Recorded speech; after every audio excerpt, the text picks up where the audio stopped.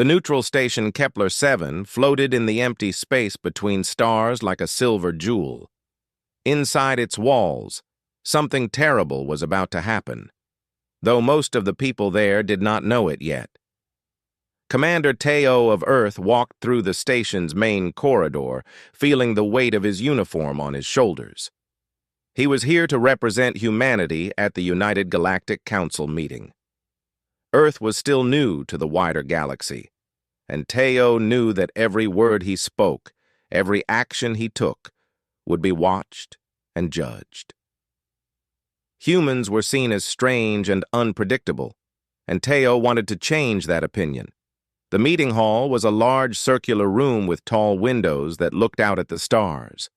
Around a massive table sat ambassadors and representatives from 17 different spacefaring civilizations. There were the elegant Vrelians with their silver skin and calm faces. Next to them sat the Zythonians, whose bodies seemed to shift colors depending on the light. The Deltarians were there too, tall and thin with eyes that never blinked. And there were many others, each species bringing their own customs, their own way of thinking, and their own reasons for being here. Teo took his seat and looked around the table. Something felt wrong. He could not put his finger on what it was, but the air in the room felt thick with something other than air. The usual friendly conversations between ambassadors were missing. Instead, there was a strange silence, as if everyone was waiting for something important to happen. Dr. Haywan, the Vrelian scientist, stood up slowly. She was tall and beautiful in the way that Vrelians are beautiful, with an ice-like perfection that made other beings feel uncomfortable. She held a small glass container in her hand. Inside the container was a liquid that glowed with a faint blue light. Everyone in the room looked at her with interest and concern.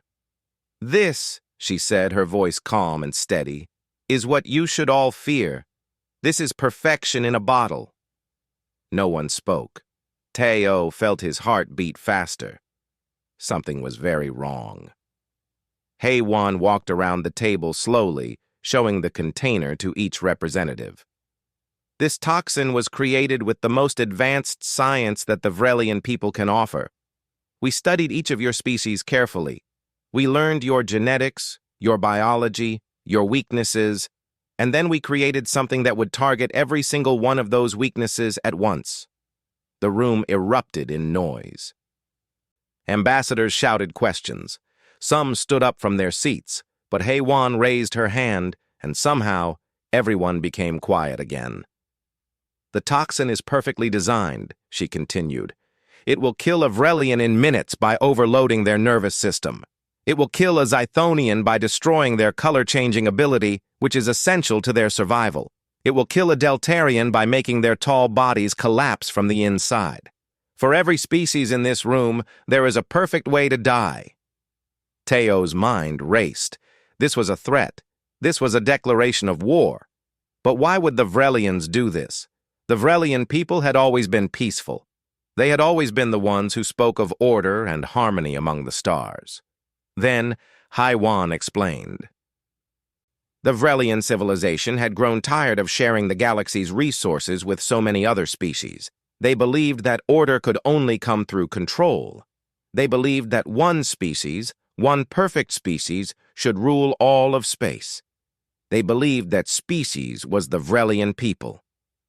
"In a moment," Haywan said, "we will activate the distribution system. This toxin will be released into the station's life support system. It will reach every compartment, every room, every place where you breathe. You will all die here today. Your civilizations will fall into chaos, and the Vrelian people will become the leaders of the galaxy." Alarms started to sound.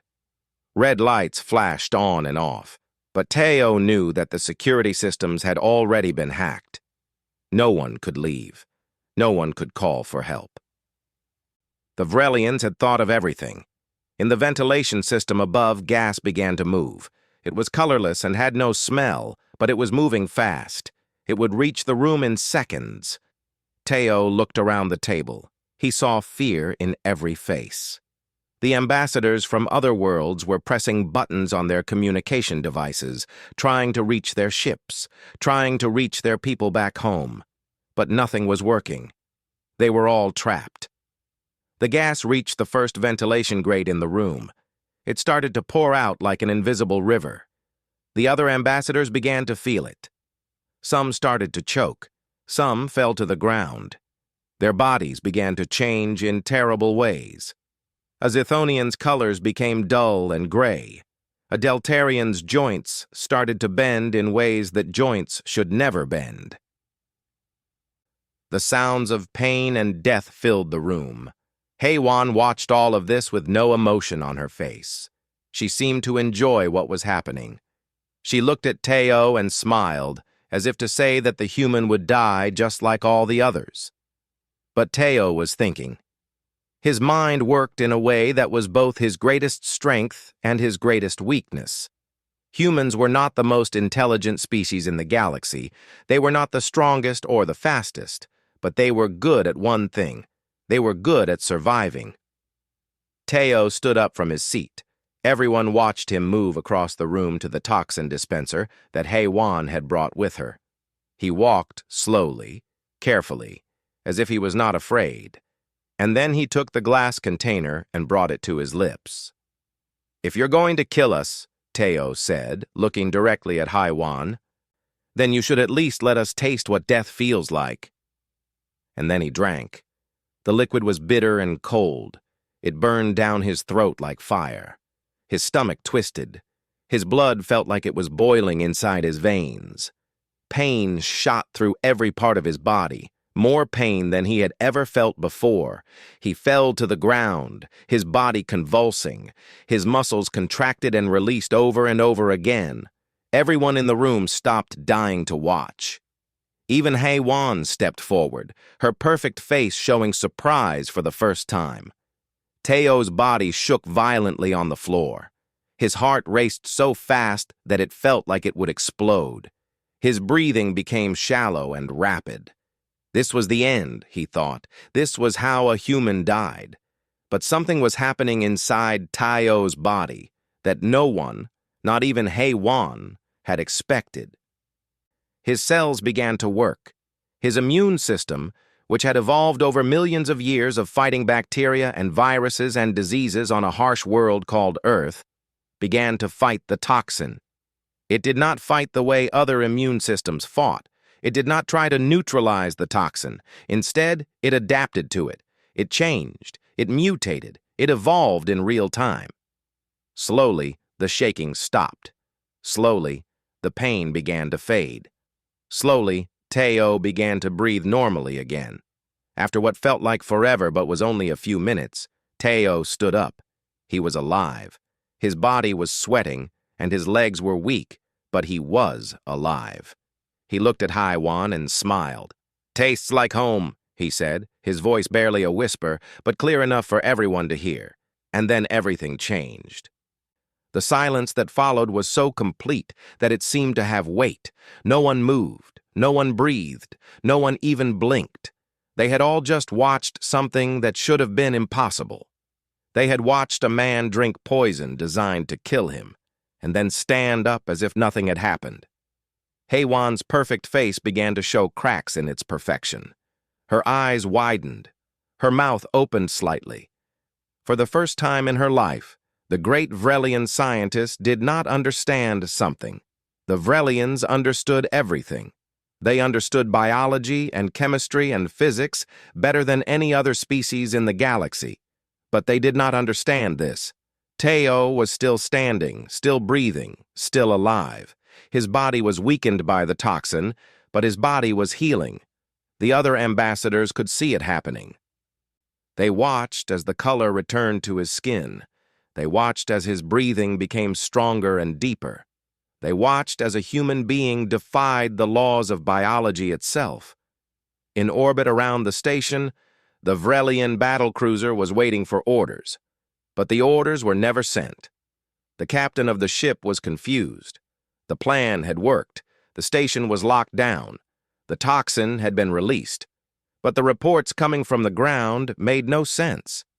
A human was still alive. A human had drunk the toxin and survived. Back on Earth, in a research facility in Korea, Dr. Minji was reading reports when her communication device suddenly came to life. There was an emergency message from the station. The message was incomplete and filled with static, but Minji understood the most important words. Taiyo had taken the toxin. Taiyo had survived.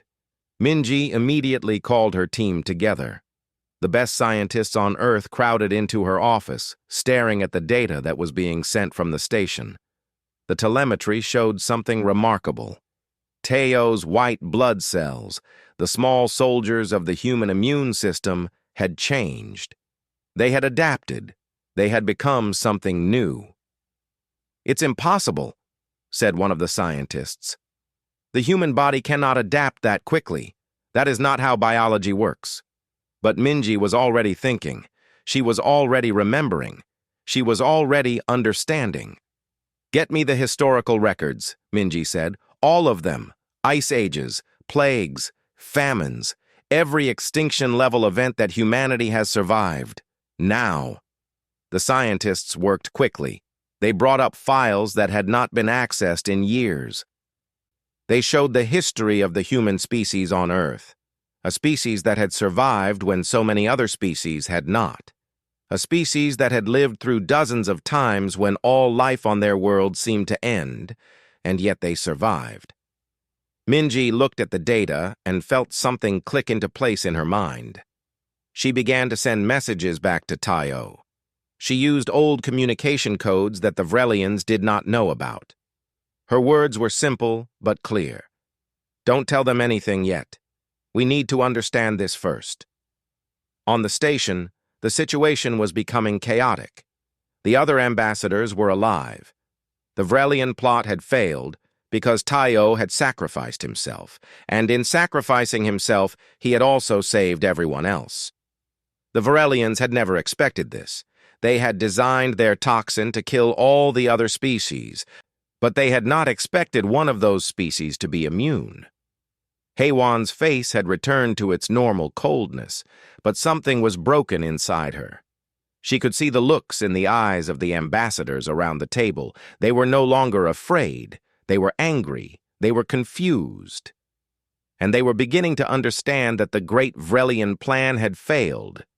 Taiyo stood in the middle of the room, still breathing heavily, still recovering from the poison in his blood.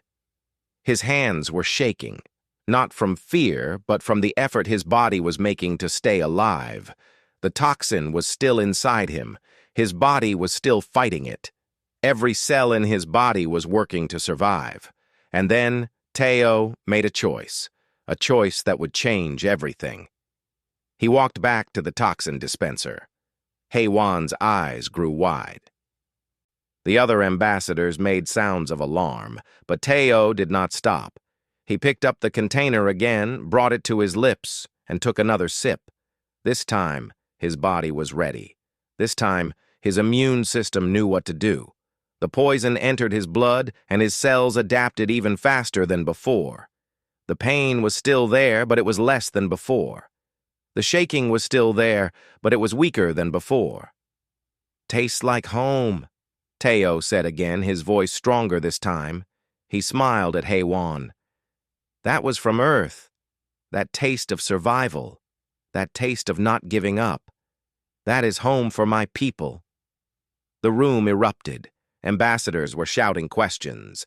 Some were laughing, some were crying. The Deltarian ambassador, a tall figure whose name was difficult for human mouths to pronounce, stood up and began to applaud. Others joined in. Soon, the entire room was filled with the sound of applause and celebration. But Taiyo did not celebrate. He was thinking about what Minji had told him. "Do not tell them anything yet. We need to understand this first." Taiyo knew that humanity had been given something precious, not immunity to poison, but something much more important. Humanity had been given a reputation. They had been given proof that they could survive anything. And in a galaxy full of species that had never learned to survive, that was worth more than any weapon. The Vrelian soldiers burst into the room ready to kill everyone and escape. But they found that no one was afraid anymore. They found that the humans were smiling, and they found that they had no idea what to do with people who were not afraid to die. In that moment, the balance of power in the entire galaxy began to shift. A single human had drunk poison twice and survived. And that simple act had changed everything. Teo was placed in a medical pod deep below the Kepler-7 station. The pod was filled with a blue liquid that helped his body heal. Sensors covered every part of his skin, measuring his recovery, recording his vital signs, watching his cells adapt and change and survive. The medical team wanted to keep him in suspension, but Teo refused. He floated in the blue liquid and closed his eyes, but his mind was awake. He was thinking about Minji. He was thinking about Earth. He was thinking about what had just happened and what it meant. Meanwhile, above him, the investigation was beginning. The Vrelian soldiers had been captured. Haywan was being held in a secure compartment, guarded by robots that would not listen to her commands. The other ambassadors were giving their statements, describing the horror of what had almost happened. But the most important work was happening on Earth. Dr. Minji had gathered the best geneticists and biologists in the world. They worked through the night, studying the data from Teo's body. They looked at his cells under powerful microscopes. They analyzed his DNA. They tried to understand what made a human different from every other species in the galaxy. What they found was shocking. The human genome was messy. It was full of backup systems and duplicate genes and code that seemed to serve no purpose. Every other species in the galaxy had evolved toward perfection. They had removed unnecessary genes. They had streamlined their biology. They had made themselves efficient. Humans had done the opposite. Humans had kept everything. Humans had evolved to survive in an environment that was constantly trying to kill them, and that environment had made them into something unpredictable. "Look at this," Minji said to her team, pointing at a strand of genetic code. "This gene is supposed to do this job. But humans have 3 versions of this gene. 3 different ways to accomplish the same task. If one fails, the second activates. If the second fails, the third takes over. It is not efficient, but it is incredibly resilient." One of the younger scientists, a man named Tai Min, was studying the data from the toxin. "Doctor, I think I understand what happened. The Vrelian toxin works by blocking a specific protein in each species. For us, the toxin blocks one particular protein. But human cells have multiple versions of that protein. When the toxin blocks one, the cell simply uses a different version." Minji nodded slowly. "It is like a door with 1,000 locks. The Vrelians designed a key that opens the lock on the front door. But if the front door is locked, we simply walk out the back door." The team began to make calculations. They began to understand that the human body was not built for perfection. It was built for survival. Every gene that other species considered unnecessary, humans kept because those genes had saved their ancestors during times of crisis. On Earth, there were memories of things that had nearly destroyed the human race. There were stories of ice ages when the planet froze. There were records of plagues that killed billions. There were histories of famines and droughts and disasters. Humans had survived all of it. And in surviving, they had become something that no other species in the galaxy had ever needed to become. Humans had become adaptable. In the medical pod, Teo's body was changing. The toxin was moving through his bloodstream, and his cells were changing how they worked. His immune system was learning new ways to fight poisons. His metabolism was adjusting to survive in an environment that was trying to kill him. When he finally emerged from the pod 3 days later, he was different. His body had not changed visually, but inside, he had been altered. His cells now had multiple ways to process the toxin. His body could survive things that should have been unsurvivable. The first person to see him when he left the medical pod was Haywan. She was in a holding cell, sitting on a bench, waiting to be taken away for judgment. But the guards brought Teo to her instead. The human commander and the Vrelian scientist faced each other through a clear barrier. "Why did you do it?" HFY asked. Her voice was softer now, less certain. "Why did you choose to die?" "I did not choose to die," Teo said.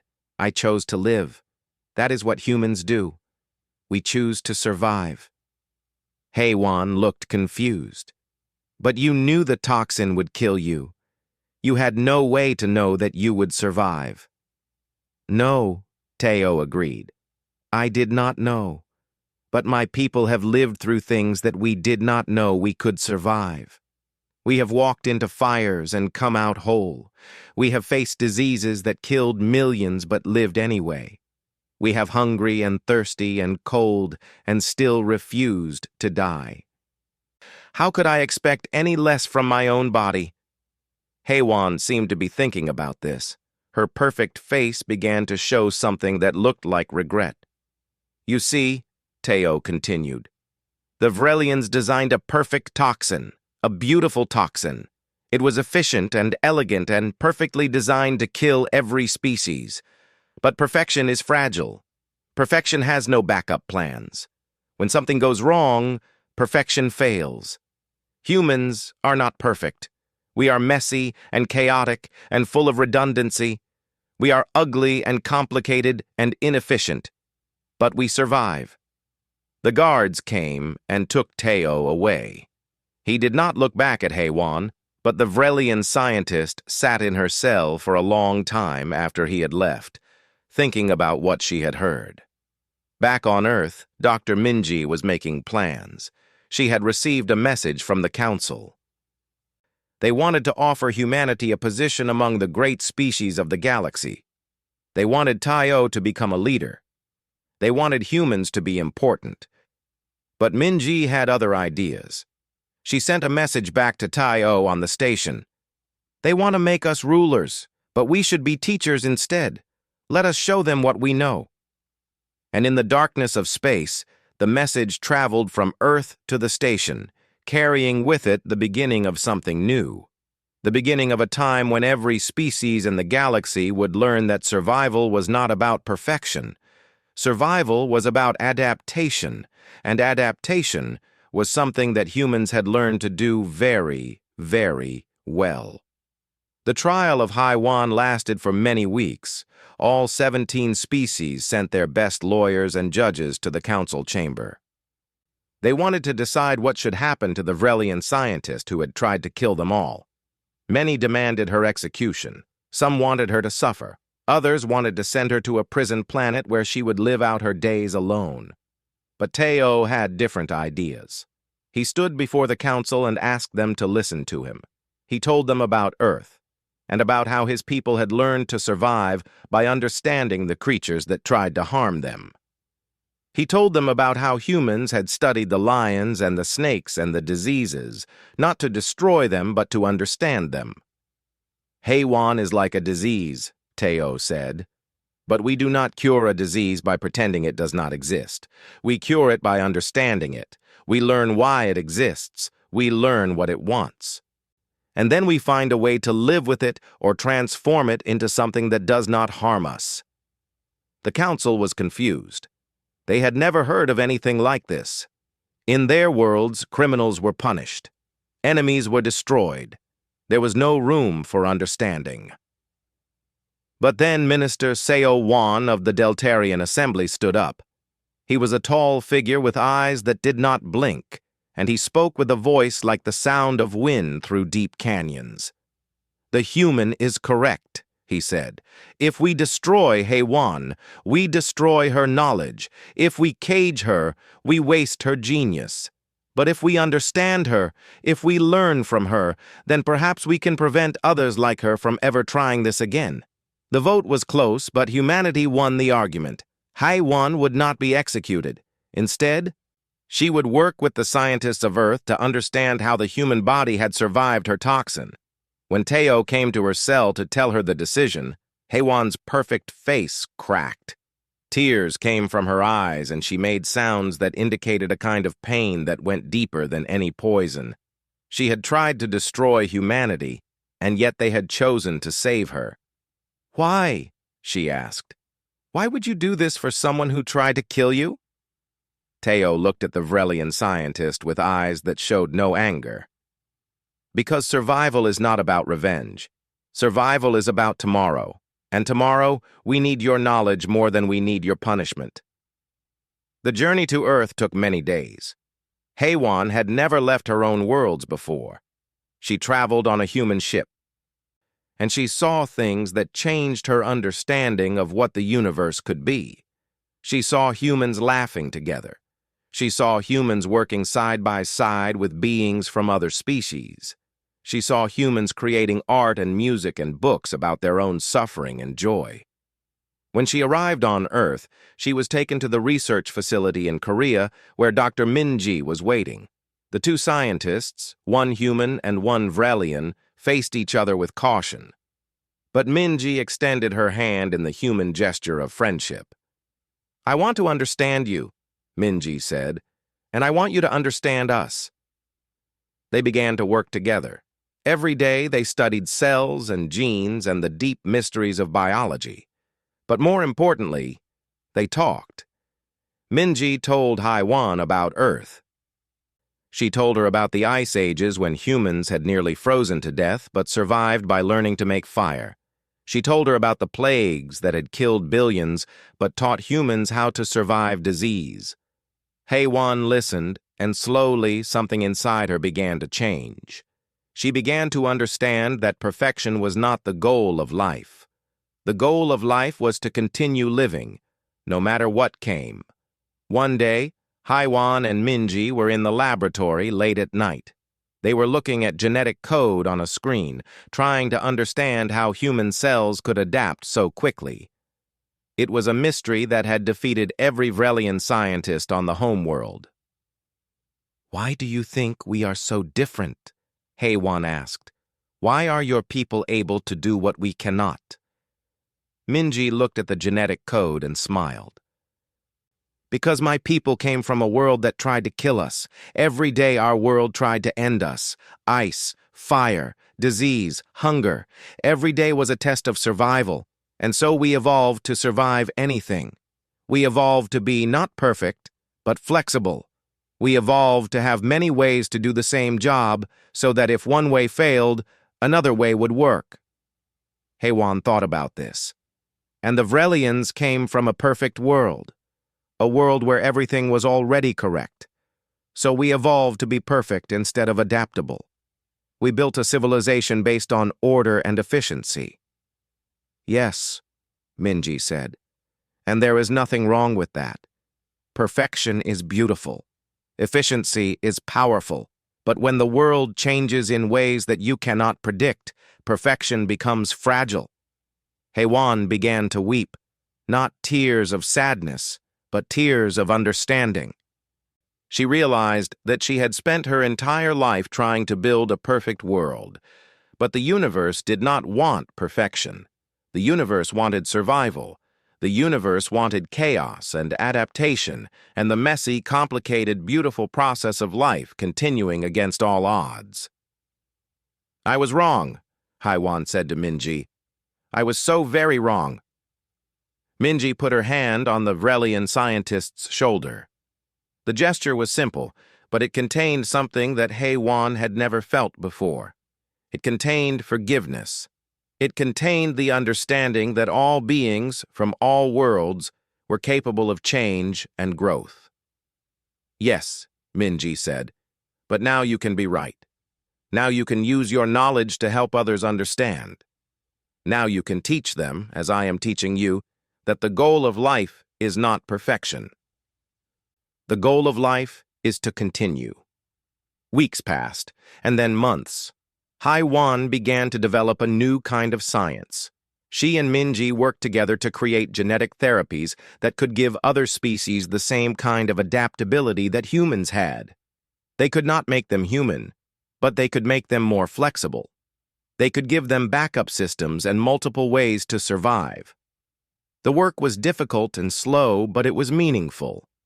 Every breakthrough brought them closer to understanding the deepest secrets of life itself. And in that laboratory in Korea, a human and a Vrelian worked together, proving that even the most different beings in the galaxy could learn from each other. They proved that understanding was more powerful than hatred. They proved that the future of the galaxy did not lie in perfection or in power or in dominance. The future lay in adaptation and forgiveness and the simple, beautiful act of choosing to help each other survive. 5 years after the incident at Kepler-7, the first human genetic therapies were distributed to the species of the galaxy. The Vrelian military received the treatment first. Dr. HFY had insisted on this, wanting her own people to be among the first to change. The transformation was not easy. The Vrelian soldiers who received the therapy found that their perfect minds were no longer perfect. They began to doubt. They began to question. They began to feel emotions that they had never felt before because their perfect biology had not allowed for such things. Some of the Vrelians were afraid of this change. They felt like they were breaking, but HFY told them something that she had learned from Minji. "You are not breaking," she told her people. "You are becoming alive in a way that you have never been alive before. You are learning to survive not just your world, but any world. You are learning to adapt." The Zythonians received the therapy next. Their color-changing ability had always been tied to their emotions, but it was a rigid system. They could change colors, yes, but only in specific ways that their biology allowed. The new therapy gave them flexibility. They could change in new ways. They could express emotions that they had not been able to express before. Some Zythonians found this wonderful. Some found it terrifying. But all of them found it to be real in a way that their old lives had not been. The Deltarians received the therapy, and something remarkable happened. Their bodies, which had always been rigid and formal, began to relax. They found that they could bend in ways they had never bent before. They could move with a kind of grace that had been impossible for them. They could dance, and dancing opened up something in their hearts that had been locked away for thousands of years. As the therapies spread through the galaxy, something unexpected began to happen. The different species started to understand each other in ways that they had never understood each other before. They started to see that despite their different forms and different worlds, they all had something in common. They all wanted to survive, and more than that, they all wanted to live. Commander Tayo returned to Earth after 5 years away. His ship descended through the blue sky and landed in Seoul, the great city where he was born. He stood in the terminal, looking out at his people, and felt something that he had not felt in a long time. He felt home. Dr. Minji was waiting for him. She had aged during the 5 years, but she looked stronger than before. She looked like someone who had found her purpose. "Welcome back," Minji said. "The galaxy is not the same anymore." They walked together through Seoul. The city had changed too. There were delegations from a dozen different worlds living in the city now. There were Vrelians working in offices alongside humans. There were Zythonians in the markets, their colors shifting as they looked at the beautiful products for sale. There were Deltarians walking the streets, their once rigid bodies now moving with surprising fluidity. "It is beautiful," Teo said. "But is it really working? Are they really becoming adaptable? Or are they just pretending?" Minji smiled. "Come with me," she said. "I want to show you something." She took him to the research facility where she had been working. Inside, HFY was teaching a class of students, but these were not just Vrelian students. They were students from every species that had received the therapy. They were all working together, studying the same genetic code, trying to understand the mysteries of adaptation. When HFY saw Tayo, she stood and bowed. It was a gesture that no Vrelian had ever made to a human before. "Thank you," she said. "Thank you for choosing not to destroy me when you could have." Teo bowed as well. Thank you for choosing to change when you could have refused. That night, there was a celebration in Seoul. The city's leaders gathered to honor the 5-year anniversary of the treaty between Earth and the galactic community. There was music and dancing. There were foods from a dozen worlds being shared. There were stories being told of the changes that had happened. But Teo did not join the celebration. Instead, he went to a quiet place in a garden in the city, and he sat alone, thinking about everything that had happened. A young Zethonian approached him. Her colors were shifting rapidly, showing emotions of both curiosity and nervousness. She was a scientist, and she had received the therapy not as a soldier, but as someone who wanted to understand her own kind better. "Commander Teo," she said, "I wanted to thank you. The therapy has changed my life. I can feel things now that I could never feel before. I can think in ways that I could never think before. Before the therapy, I was like a painting.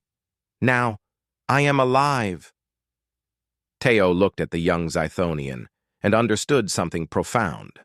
The therapy had not made the species of the galaxy more human. It had made them more themselves.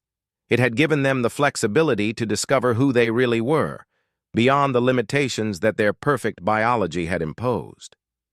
As night fell on Seoul, the lights of the city came to life, and in that light, beings from a dozen different worlds moved together, no longer afraid of each other, no longer trying to destroy each other, but learning to live together in a way that was genuine and real. The stars above seemed to shine brighter, as if they were approving of what was happening below. On 1,000 worlds, on planets and moons and space stations orbiting distant suns, the same changes were happening. Species were learning. Species were adapting. Species were becoming something new. And at the center of it all was Earth, a world that had once been seen as strange and weak, now recognized as the source of the galaxy's hope. Minji came to find Teo in the garden. She sat beside him and looked at the stars. "Do you think they will be okay?" she asked. "All these species that are learning to adapt?" "I think," Teo said slowly, "that they will survive. And more than that, I think they will learn to truly live. That is all any species can ask for." And in the darkness of the garden, under the light of ancient stars, 2 humans sat together, knowing that they had changed the course of history, not through war or conquest, but through the simple act of refusing to die and then teaching others how to live.